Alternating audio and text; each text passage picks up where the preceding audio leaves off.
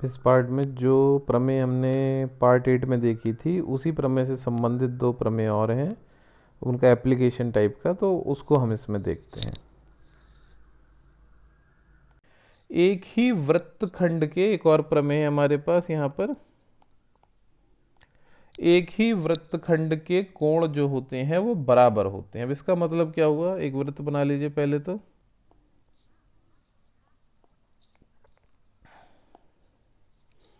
ठीक है, अब एक ही वृत्तखंड के कोण बराबर होते हैं, इसका मतलब ये हुआ कि ठीक, ये कोई पॉइंट ए बी है हमारे पास, ए बी।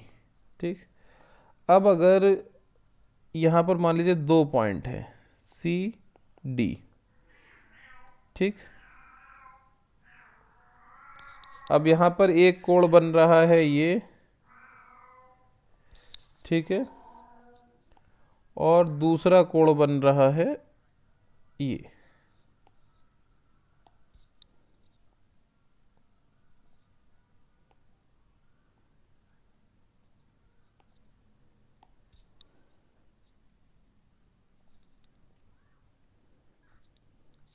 ठीक है, तो इस प्रमेय के हिसाब से एक ही वृत्तखंड के, वृत्तखंड क्या है, एक वृत्तखंड ये हो गया लघु वृत्तखंड ये वाला, और ये इस तरफ वाला हो गया दीर्घ वृत्तखंड। तो एक ही वृत्तखंड के कोण बराबर होते हैं, यानी कि हमें सिद्ध करना है angle A C B is equal to angle B D A. ठीक है, अब यहाँ पर देखो, अभी हमने सिद्ध क्या किया, पिछली प्रमेय की इसमें हेल्प लेते। पिछली प्रमेय में हमने क्या सिद्ध किया कि केंद्र पर बना कोण परिधि पर बने कोण का किसी चाप द्वारा, चाप ए बी द्वारा केंद्र पर बना कोण परिधि पर बने कोण का दुगना होता है। ठीक है, यानी हम लिख सकते हैं इसको, मान लो सेंटर ओ है, angle A O B is equal to 2 into angle A C B. A C B परिधि पर बने कोण का दुगना है। ठीक है, और इसी प्रकार यही इसी चाप द्वारा तो यहाँ पर भी कोण बना हुआ है। ठीक है, ए डी बी भी इसी चाप द्वारा बनाया हुआ कोण है। तो angle A O B is equal to 2 into angle A D B. भाई केंद्र द्वारा बना कोण जो परिधि पर बना कोण है उसका दुगना होगा, ये थीटा है तो ये 2 थीटा होगा। ठीक है, तो इन दोनों से क्या सिद्ध हो गया कि 2 into angle A C B is equal to 2 into angle A D B, या angle A C B is equal to angle A D B. ठीक है, तो किसी भी वृत्त में, थोड़ा सा और समझते हैं इस थ्योरम को, ये थ्योरम बहुत काम की, आगे काम आएगी ये काफ़ी। किसी भी वृत्त में, किसी भी वृत्त में जो एक चाप द्वारा, एक फिक्स चाप द्वारा परिधि पर जितने भी कोण बनेंगे, परिधि पर जितने भी कोण बनेंगे, जैसे मान लो ये कोण है या ये कोण है,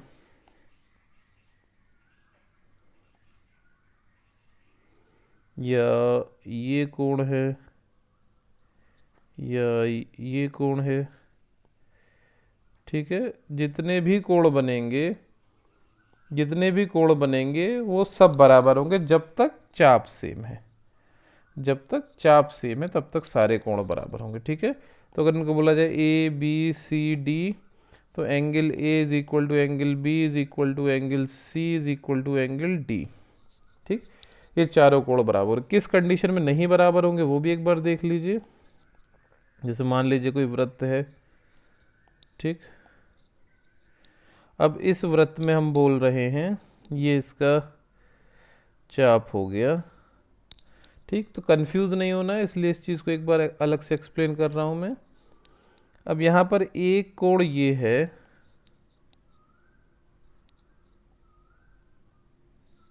ठीक, और दूसरा कोण ये है। अब इन दोनों को, क्योंकि ये सेम चाप पर नहीं है, इसका ये जो पॉइंट है ये चाप से अलग है, तो अब ये दोनों जो एंगल हैं, एंगल ए बी, ये बराबर होंगे नहीं। यहाँ पर angle A is equal to angle B ऐसा नहीं होगा। ठीक है, ये चीज़ अगर कहीं और है, सेम चाप से कनेक्टेड होंगे, जब उसके दोनों सिरे सेम इसी चाप द्वारा बनाया गया कोण है इस परिधि पर, तभी वो आपस में बराबर होंगे। ठीक, अब इसी प्रमेय का एक और पार्ट देखते हैं। एक और प्रमेय, ये भी बहुत इंपॉर्टेंट प्रमेय है। अर्धवृत्त का कोण समकोण होता है। ठीक, अभी हम बोल रहे थे कि चाप द्वारा, वही प्रमेय है कि किसी भी चाप द्वारा केंद्र पर जो जितना कोण बन रहा है उसका आधा कोण ही परिधि पर बनेगा। अब देखो, अभी हम बोल रहे थे कि ये है एक चाप, ठीक है। अब इस चाप का एंगल थोड़ा बड़ा कर दें, मान लीजिए ऐसा ना होकर चाप ऐसा हो, ऐसा भी हो सकता है भाई। तो जितना कोण यहाँ बनेगा उतना ही परिधि पर जो कोण बनेगा वो इसका आधा होगा। ठीक, अब धीरे धीरे करते करते इस चाप को हम और इसका एंगल बढ़ाते गए। ठीक है, समझ आ रहा है भाई? ये एंगल हम बड़ा करते जा रहे हैं, ये वाला जो एंगल है इसको बड़ा करते जा रहे हैं। तो एक सिचुएशन ऐसी आएगी, एक सिचुएशन ऐसी आएगी यहाँ पर, जब ये जो एंगल होगा, ये जो चाप बन रहा है या जो जीवा आ रही थी, ये जो है ये एंगल बड़ा होते होते होते कितना हो जाएगा, 180 डिग्री। ये एंगल केंद्र पर, तो केंद्र से अगर कोई लाइन पास हो रही है तो वो लाइन क्या हो जाती है, ये लाइन हो जाएगी व्यास। ठीक है, तो ये एंगल बड़ा होते होते कितना हो गया, 180 डिग्री, और ये लाइन हो गई व्यास।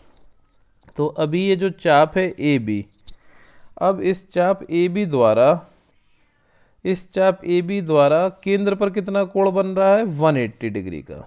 ठीक, अब जितना कोण केंद्र पर बनता है, ए बी लाइन द्वारा केंद्र पर कितना कोण है, 180 डिग्री का, जितना केंद्र कोण पर बनता है, तो परिधि पर जो कोण बनेगा वो क्या होगा, इसका आधा होगा। ठीक है, तो यानी कि जो परिधि पर कोण बन रहा है वो कितना होगा, 90 डिग्री। अब मान लीजिए आपके एग्जाम में या कहीं आपको प्रूव करने को बोला जाता है कि अर्धवृत्त का कोण समकोण होता है, तो आप सिर्फ ये लिख के नहीं आओगे, आप इसमें जो पुराना वाली हमारी प्रमेय थी उसको पहले सिद्ध करोगे, या इसी डायग्राम को बना के, चलो देख लो मैं बताता हूँ इसको। पुरानी प्रमेय कैसे सिद्ध करी थी हमने, इस पॉइंट से एक लाइन खींची। ठीक है, अभी तुम्हें पता नहीं ना कि 90 है कि नहीं है, इसको थोड़ा मिटा दें यहाँ पे। ये 180 है, हमें ये साबित करना है कि ये वाला एंगल जो है वो समकोण है, 90 है। ठीक, तो यहाँ से हमने एक लाइन खींची। ठीक है, कोई ए बी, और ये था सी, और ये पॉइंट आ गया डी, और सेंटर है ओ। ठीक, फिर से उस वाली प्रमेय को हम देख रहे हैं जिसको हमने पहले देखा था। इस बार हम इसको अर्धवृत्त के हिसाब से देख रहे हैं कि ये जो हमारा चाप था वो इस व्यास को बना रहा है चाप। ठीक, तो अभी जो angle D O B, angle D O B ये बहिष्कोण है त्रिभुज ओ सी बी में, त्रिभुज ओ सी बी में एंगल डी ओ बी जो बहिष्कोण है, तो ये दोनों अंतः कोणों के बराबर होगा, इन दोनों के। Angle O C B plus angle O B C इसके बराबर होगा। अब यहाँ पर देखो आप, ये क्या है, ओ बी क्या है, ओ बी जो है ये वृत्त की त्रिज्या, और ओ सी भी वृत्त की त्रिज्या। तो ओ बी बराबर ओ सी, तो एक ही त्रिभुज में अगर दो भुजाएं बराबर हैं तो उनके आमने सामने के कोण भी क्या होते हैं, बराबर होते हैं। तो angle O B C is equal to angle O C B. ठीक है, ओ बी के सामने वाला ओ सी बी है, इसको ऐसे कर लो, ओ बी के सामने वाला O C B, angle O C B is equal to angle O B C. ठीक, अब इसका यूज यहाँ करें तो एंगल डी ओ बी बराबर क्या हो गया, 2 into angle O C B. इसी तरह दूसरा त्रिभुज जो है ए ओ सी की बात करें, त्रिभुज AOC में, AOC में क्या है, ये जो बहिष्कोण है यहाँ पर DOA, एंगल DOA, ये जो बहिष्कोण है DOA, ये अंदर वाले दोनों कोणों के योग के बराबर होता है एंगल OA। अगर ये चीज़ आपने नहीं देखी है बहिष्कोण वाली, तो इसका अभी पीछे एक वीडियो है रेखाएं और कोण करके जो वीडियो है, उसमें आप देख सकते हैं इस चीज़ को। Angle DOA is equal to angle OAC plus angle OCA। अब यहाँ पर भी देखो, OA क्या है भाई, ये भी त्रिज्या, और OC क्या है, ये भी त्रिज्या है। तो OA is equal to OC, OA is equal to OC, क्योंकि दोनों क्या हैं, त्रिज्या हैं। तो OA के सामने का कोण angle OCA is equal to angle OAC। तो एंगल DOA बराबर कितना हो गया, 2 इंटू एंगल OCA।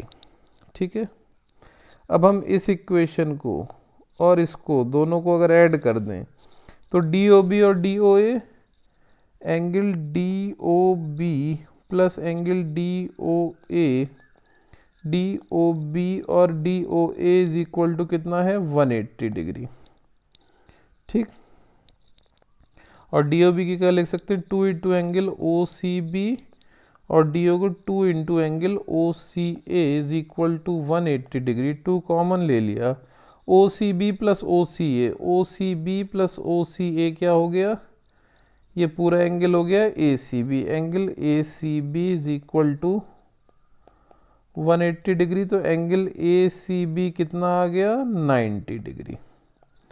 यही तो हमें सिद्ध करना था कि अर्धवृत्त में बना कोण समकोण होता है। अर्धवृत्त कैसे, कि जिसका आधार जो हो वो, जिस त्रिभुज का आधार जो हो वो व्यास हो, तो उसे हम बोलेंगे अर्धवृत्त का कोण समकोण होता है। ठीक, इसी में दूसरी वाली प्रमेय लगाते हैं। अगर मान लीजिए आपको ऐसा कोई क्वेश्चन मिल जाए, यहाँ पर ये एक त्रिभुज है, ये अर्धवृत्त हो गया, ये व्यास है।